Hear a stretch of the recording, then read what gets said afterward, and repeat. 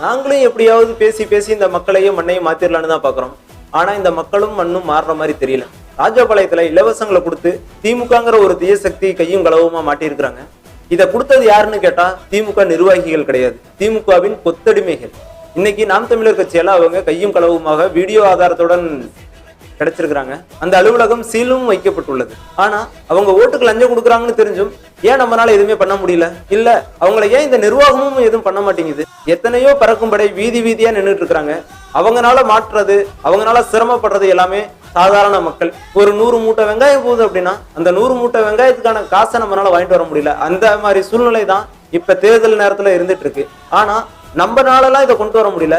இந்த அரசியல்வாதிங்க எப்படி கத்தையா கட்டுக்கட்டா பாத்திரங்களையும் பணங்களையும் வண்டியில ஏத்தி கொண்டு போறாங்க, எப்படி மக்கள்கிட்ட கொடுக்குறாங்க?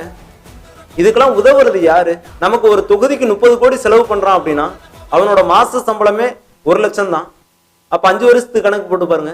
ஒரு 30 கோடி செலவு பண்றான் அப்படின்னா எதை நம்பி அவன் செலவு பண்றான்?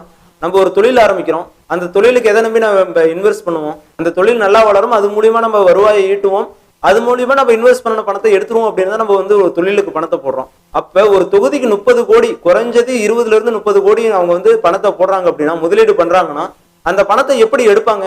என் அன்பார்ந்த என் மக்களே, தயவு செய்து ஒரே ஒரு முறை நாம் லஞ்சத்தை வாங்காமல் வாக்களிப்போம். வாய்ப்பளிப்போம். வாழ்க தமிழ்.